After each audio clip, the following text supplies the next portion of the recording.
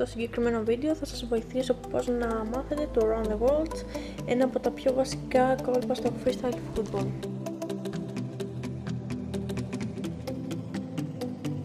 Για αρχή ξεκινάμε να κάνουμε λίγα γκελάκια με την μπάλα, χωρίς όμως να ξεπερνάει το όριο από τα γόνατά μας.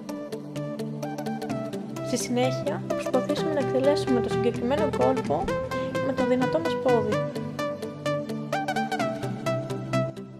Για τη σωστή εκτέλεση υπάρχουν δύο τρόποι, βάζοντας εσωτερικά ή εξωτερικά φάλτσα.